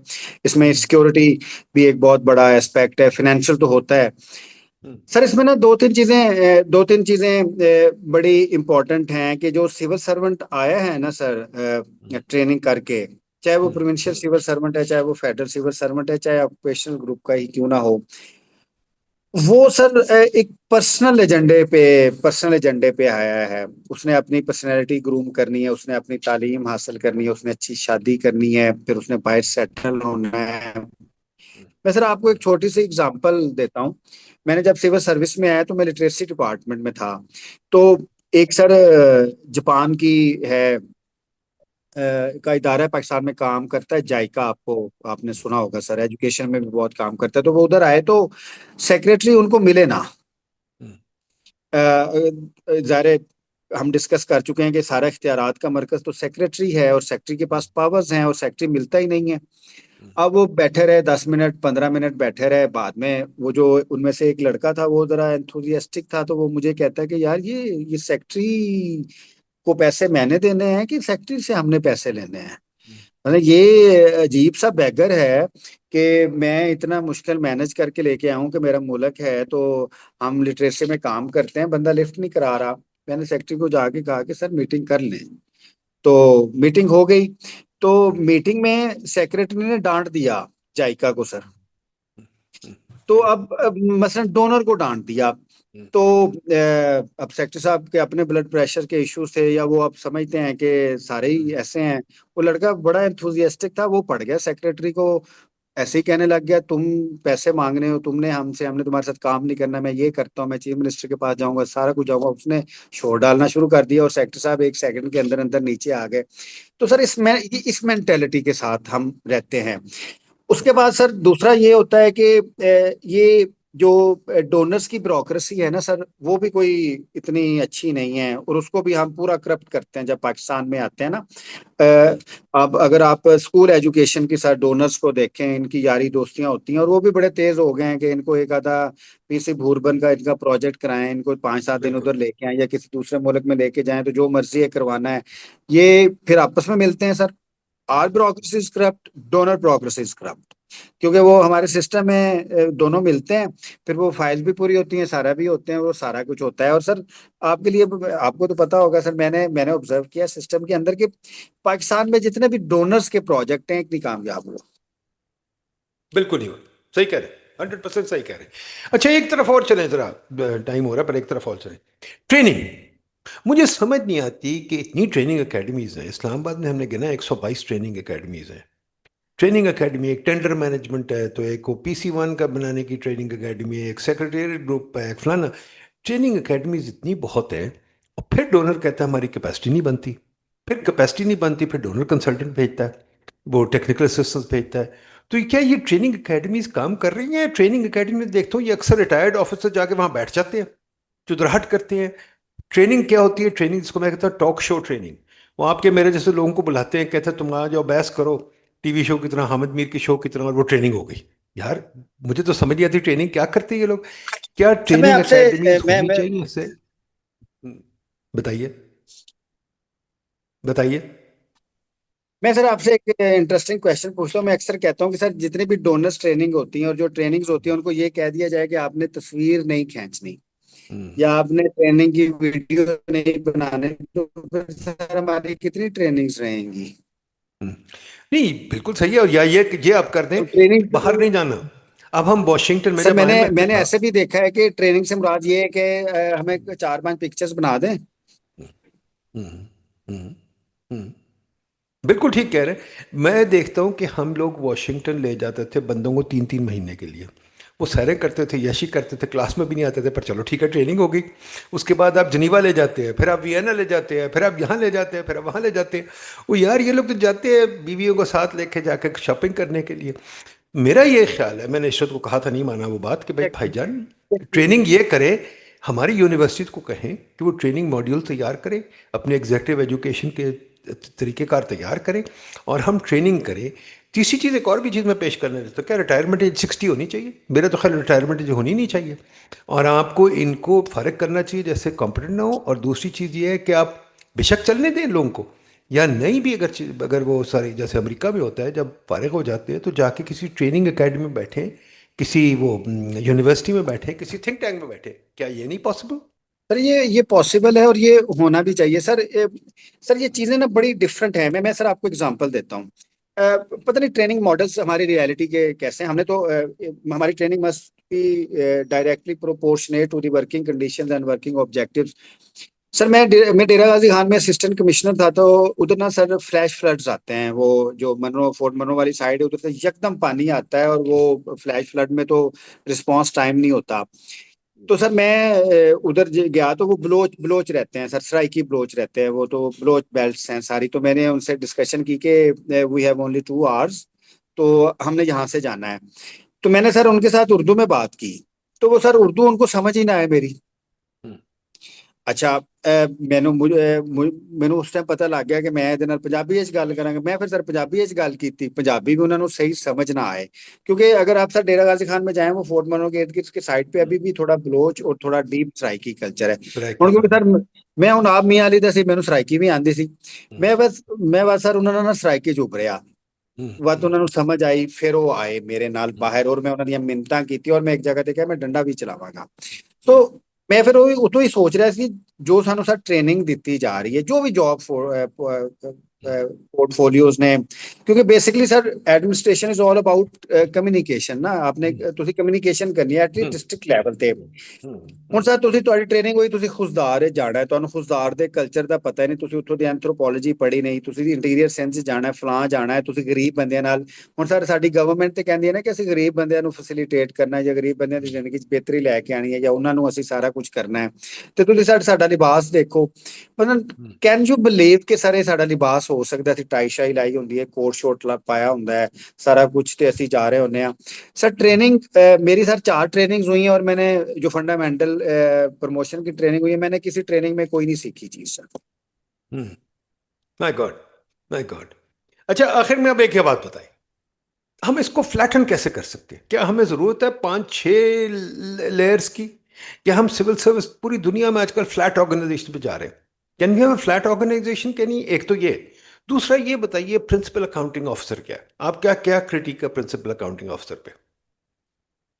सर दो मुझे अभी तक मैं तो सर सेंट्रलाइजेशन के ऊपर बिलीव ही नहीं करता। मैं ऑर्गेनाइजेशनल सेंट्रलाइजेशन की भी बात कर रहा हूँ। मैं I am all for devolution and representation. एक तो सर हमारी ऑर्गेनाइजेशन जो है ना सर, वो जो 2000 के करीब है पूरे पाकिस्तान में, उनको सर हमें कट डाउन करके कोई 100-200 के करीब लेके आना चाहिए पूरे पाकिस्तान में। इससे ज्यादा की हमें जरूरत नहीं है। और दूसरा सर, जो हमारे सिविल सर्विस लॉज है ना, हमें उसको ईज डाउन करना है। हमने लोगों की जिंदगियों से अपने आप को निकाल देना है। चलें हम बात करते हैं कि पाकिस्तान में इश्यूज है, जो उसकी क्रिमिनलिटी वाली साइड है उसको अभी हम नहीं करते, लेकिन उसके साथ जो सिविल साइड है और जो दूसरी साइड्स है उसको हमको करते हैं। अगर दो बंदे आपस में हैं और धोखा होता है, रियासत उसमें है नहीं, फिर दो बंदे जाने ना, वो ना ना ट्रांजैक्शन ना करें। सर हमने लॉज के जरिए बिल्कुल ईज डाउन करना है। रियासत बाहर निकले सोसाइटी से, और सोसाइटी को ना इंडिपेंडेंट छोड़े, और सोसाइटी को बताए कि सरकारी जॉब नहीं होगी, आपने खुद अपनी जॉब करनी है, आपने अपना खुद बिजनेस करना है, आप जो मर्जी करें। रियासत आपको सिर्फ थोड़ा सा जस्टिस फ्राहम करेगी, आपको एजुकेशन देगी, आपको बाकी करेगी, बाकी आपने सब कुछ करना है जो पूरी दुनिया में करती है। सर ये ईज डाउन करें। और सर जो तीसरी इंपॉर्टेंट चीज है कि सर जो जो एक एक इर्तिका है सोसाइटी के, सर उसको ना रोके। और मैं आपकी सर बड़ी हिम्मत है कि सर जब तक पाकिस्तान में जो पब्लिक इंटरेस्ट का नैरेटिव है, वो अवामी सतह तक जाके अवाम उसको ओनरशिप नहीं देगी, तो उसके ऊपर जो लीड कैप्चर है वो सर उसी तरीके बिल्कुल से रहेगा।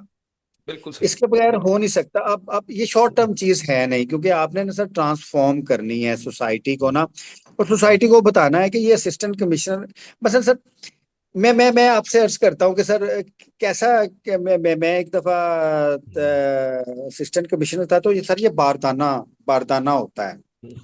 बारदाने में जो जमींदार है ना सर, उनको बताया जाता है कि आप इतना बारदाना मिलेगा, फिर आम की गंदम उठा ठीक। लेंगे। तो सर अगर थोड़ा सा भी बारदाना हो, 10-15 हज़ार रुपया पड़ता है। तो मैंने सर, हमें पीछे से इंस्ट्रक्शंस आई कि आपके जो जमींदार खड़े हैं, अगर वो तंग करें तो डंडा चला दें।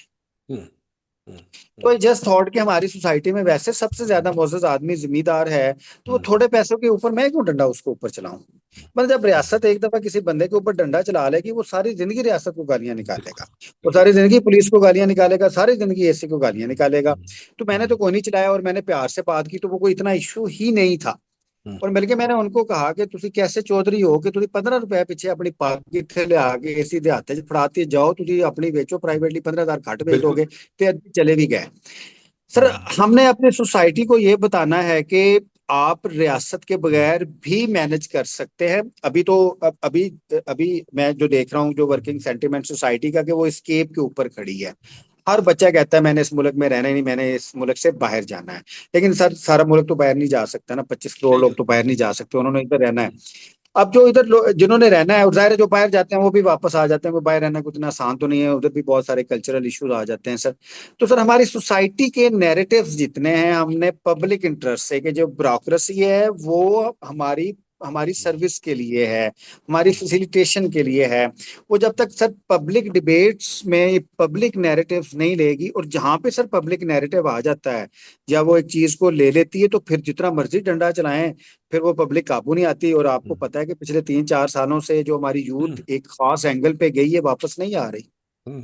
तारिक साहब, इसे एक चीज मैं कहूँ कि मुझे लगता है कि अ, हमारी पब्लिक इतनी भी बुरी नहीं। मैं दो आपको मिसालें देता हूँ जो मुझे बड़ी सर मजेदार लगती हैं।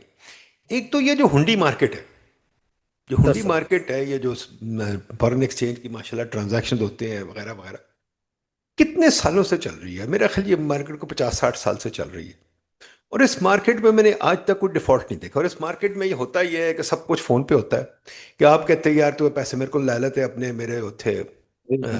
मेरे एक रिश्तेदार ਨੂੰ मार्केट ਭੇਜ ਦੇਈ ਉੱਥੇ ਦੇ ਆਦਮੀ, ਹਾਂਜੀ ਹਾਂਜੀ। कामों की भेज देवी। मैं तो बैठा लंदन, मैंने कामों की भेज देवी, ठीक वो भेज देता है, पहुंच जाता है और 2 घंटे में पहुंच जाता है। ये जनाब बैंकिंग सिस्टम के थ्रू 3 दिन लगते हैं और बीच में से पैसे भी काट लेते हैं थोड़े से, ये तो फुल पहुंच जाता है। नंबर 2 जो मैंने एक देखा बड़ी मजेदार चीज थी, यो यंग पर आपको नहीं पता होगा, मेरा ख्याल मुझे याद है कि जब हमारी बाड़ा और लंडी कोतल मार्केट होती थी तो हम सब वहां जाते थे चीजें लेने के लिए। और मुझे याद है कि लोग जाते थे वहां और चीजें ले आते थे, एयर कंडीशनर फ्रिज फ्रिज सब वो स्मगल माल होता था। और आप उस पठान को कहते थे कि भाईजान तुम इस तरह करो कि ये माल मुझे इस्लामाबाद में देना। वो कहता था अच्छा 20-25 हज़ार रुपये एक्स्ट्रा, उस जमाने में 20-25 बड़ी रकम होती, दे देते थे आप। और वो आपको इस्लामाबाद पहुंचा देता था, ये नहीं कि वो पैसे आपके खा जाता था। दूसरी चीज़ मैंने देखी है, जब मैं वहाँ गया कई दफ़ा, तो वो जनाब मेरी बीवी या मेरी बहन उस पठान से लड़ रही है, तो उसके मुंह पे कपड़ा मार रही है, तुमने गलत दिया। ये वो पठान लड़ता था पर उसके साथ पूरा काम। मैंने एक दिन पठान को इंटरव्यू किया, मैंने कहा भाई तू इतना गुस्से वाला आदमी, पर दुख रखी हुई तूने सब कुछ, तू इसके साथ क्यों नहीं उलझता। कहता खूब बिजनेस है। मैंने कहा अगर मैं तुझे गाली दूंगा, कहता वो फिर वो जाती बात हो जाएगी, ठीक है। दूसरी चीज ये था कि वहां जो भी औरतें जाती थी कभी किसी के साथ कोई भी उदगी नहीं हुई बाड़ा में लंडी कोथल में, बिकॉज उन्होंने अपना माफिया रखा होता और वो कहते थे भाई हमारे कस्टमर्स को तंग कोई नहीं करना, हमारे कस्टमर से ज्यादा जाती। तो हमारे लोग बेचारे काम कर लेते, अगर ब्यूरोक्रेसी बीच में से हट जाए, उनको काम करने दे। तो ये भी तो एक चीज है ना जो चल रही है। हम अगर इनको काम करने दे तो माशाल्लाह कर लेंगे ये। अगर बाहर भी तो जाते हैं ना, काम कर लेते हैं। जी सर, मैं इसको ऐसे कहता हूँ कि सर जो मियाँ वाली में हमारा गांव है ना सर, ना। हाँ, उसमें ना 15 साल पहले तक रियासत नहीं आई थी। हाँ, हम्म, ना उधर उनका स्कूल था सर रियासत हम्म, का, ना कोई रियासत की सर डिस्पेंसरी थी, ना रियासत का कोई करीब थाना था, ना हम्म, ही कोई बहुत बड़ी सड़क हम्म, थी सर। रियासत उधर नहीं आई थी, ना लोकल गवर्नमेंट्स के जरिए, ना प्रोविंशियल गवर्नमेंट्स के जरिए, ना फेडरल गवर्नमेंट के जरिए कोई रियासत की इंटरवेंशन नहीं थी। लेकिन हम्म, सर वो हमारा गांव जो था वो इंतहाई खुशहाल और इंतहाई पुरअमन था। हम्म, क्योंकि कभी हमारे वैसे मियाँ वाली का कल्चर है, कभी किसी खातून को छेड़ा नहीं गया था, कभी किसी खातून के रेप का सवाल ही पैदा नहीं होता, क्योंकि एक वैल्यू सिस्टम था कि तियां भैणां हम्म, सारियां दियां सांझियां ने। बिल्कुल। हम्म, दूसरा सर शाम ਨੂੰ मत्थे लगना होता सी, कोई फ्रॉड नहीं होता था। अगर बारानी इलाका है वैसे इतना उसमें नहीं था, लेकिन जो थोड़ा साहिबे हम्म, अतात था वो लोगों को दे देता था चीजें ना सर, दे हम्म, देता था। तो रियासत के बगैर भी उधर शाम को जब पंचायत लगती थी, तो मैंने सर ये भी देखा है कि लोगों ने अपने भाइयों बेटों भतीजों के खिलाफ भी फैसले दिए हैं। हम्म, मुझे हम्म, अच्छी तरह याद है कि एक कमजोर आदमी था, उसके उसका उसका था और एक मेरा कजन था, उनका आपस में हमारे एक बुजुर्ग ने फैसला किया था, तो फैसला हक में किया था क्योंकि एक वैल्यू सिस्टम था। मैं फिर उस अपनी पंचायत को सर अगर सुप्रीम कोर्ट से कभी कभी कंपैरिजन करूं, या मैं हाई कोर्ट से करूं, या कोर्ट ऑफ सेशन से करूं, तो फिर इसके ऊपर तो सर हम फिर कैपेसिटी भी करते हैं, हम सारा कुछ करते हैं, हम ट्रेनिंग भी दिलवाते हैं, सारा कुछ भी करते हैं, बट ये क्यों नहीं सर फिर फैसले कर सकते? तो इट मीन्स के व्हाट आई हैव रियलाइज्ड कि जो एक सोसाइटी का सर वैल्यू सिस्टम है ना, जब तक वो हम नहीं रखेंगे, हम जिस तरह के मर्जी सिस्टम्स बनाएंगे उसमें लीकेजेस होती जाएंगी। और सर दूसरा सर, एक गोरे गोरे की जो एक गोरा कैसे हमें तबाह करके गया है सर, गोरा हमारे ना सारे इदारों को तबाह करके गया है सर। जो मौजूदा पाकिस्तान है इसमें जो हर मुअज़्ज़ज़ आदमी है ना, जो जो मुअज़्ज़ज़ आदमी है वो गोरा बना के गया है सर। चाहे वो सर पीर है, चाहे वो 100%। पीर है, चाहे वो पीर है, चाहे 100%। जागीरदार है। क्योंकि हाँ। असल जो मुअज़्ज़ज़ आदमी था तो वो उसको तो गोरे ने सप्रेस कर दिया, मार दिया, फांसी पे लगा दिया या भगा दिया, या उसको वो गली में ले आया। तो जो हमारा सर मुअज़्ज़ज़ आदमी है वो सारा मैन्युफैक्चर्ड है, वो एक इर्तिका की सूरत में नहीं आया, ये हमारे वैल्यू सिस्टम को नहीं करता। गोरे को कोई मसला नहीं था हमारा वैल्यू सिस्टम रहता है ये नहीं रहता, उसका अपना वैल्यू सिस्टम रहना चाहिए, क्योंकि वो अब बिल्कुल सही। बड़े सगीर का वो अपना वैल्यू सिस्टम इधर नहीं लेके आया। हाँ, एक्सप्लॉइटेशन के लिए और स्टेट सोर्सेज को एक्सट्रैक्शन करने के लिए उसने कुछ इदारे बनाए जिसमें प्राइमरली उसका अपना फायदा था। I do not take white burden, जो है वाइट मैन्स बर्डन थ्योरी। तो सर हमारा एक वैल्यू सिस्टम जो है ना सर, वो एक बहुत तेजी से क्लैप्स हो रहा है सर। और उसमें जो हम्म, एक एक इवन रिलीजन ने उसको एक रखा हुआ था कंपैक्ट करके, या हमारी जो हम्म, दूसरा एक सोशल वैल्यूज ने कंपैक्ट करके रखा हुआ था, उसके ऊपर भी क्वेश्चनिंग हो गई है ना बहुत ज्यादा। तो सर बिल्कुल सही। चीजें चीजें बिखर गई हैं। At times I just feel कि शायद पॉजिटिवली बिखरी हैं। पर आपने लेकिन जो सर बात कही ना वो बड़ी अच्छी बात कही कि अगर कम्युनिटीज पे बात छोड़ दी जाए, जो आपकी लोकल गवर्नमेंट के साथ भी जुड़ती है बात, आप लोकल गवर्नमेंट कम्युनिटी पे काम छोड़ें तो कम्युनिटी खुद ही सेल्फ पुलिसिंग और ऑनेस्टी की तरफ जाती है। उसको अच्छी लॉज दें, उसको काम करने दें। और ये जो हुकूमत का इख्तियार, हुकूमत बीच में थाना कचहरी लेके आ जाती है, उसमें कम्युनिटी डिसम्पावर हो जाती है, लोकल गवर्नमेंट डिसम्पावर हो जाती है। और फिर लोग चमचागिरी और उस तरफ लग जाते हैं, पेट्रनेज की तरफ लग जाते हैं। तो सारी कम्युनिटी सब कुछ बर्बाद हो जाती है। Tariq Sab, thank you very much. As always, it's a pleasure to talk to you. And keep sir doing your Republic. I'm a great fan of your Republic sir वो मेरी बुक initiative. आपने लाजमी, मेरी book लाजमी पढ़नी है sir. जरूर, ये पाकिस्तान का एब्सोल्युटली पहला पढ़नी है। आप मुझे पहले दीजिए, मैं हमें, एब्सोल्युटली पढ़ूंगा। बल्कि आई रिव्यू इट टू, इंशाल्लाह आई रिव्यू इट टू। ठीक है जी। और ये बहुत पहला शुक्रिया तारिक साहब। लिटरेचर, पहला बस लिटरेचर है जी। सर जो इंडिपेंडेंटली सर लिखा आप गया है। लेके आए, सब लेके आए, इंशाल्लाह आपके साथ हैं। We need people like you Perfect. Tariq साहब। हमें बंदे चाहिए जो इस मुल्क में, जैसे आपने कहा, इर्तिका की तरफ चले। जैसे आपने कहा कि चेंज की तरफ चले। जैसे अरिस्टोटल ने कहा था, the only constant in life is change. आप कोई सर और कांस्टेंट चीज नहीं, सिर्फ चेंज ही कांस्टेंट है। तो आपके जी जैसे बंदे हमें बहुत जरूरी चाहिए, बहुत चाहिए। यू आर बहुत अ शुक्रिया sir. Treasure, you are a national asset जी। Thank you very much Tariq sir साहब। बहुत इंशाल्लाह बहुत ये डायलॉग खत्म नहीं हुआ, अभी शुरू ही हुआ है। ठीक है जी। Thank you thank very you very much. Much. तो मुलाकात होगी ऑल द सर बेस्ट जी। इस्लामाबाद। थैंक यू इंशाल्लाह, सर। Look forward.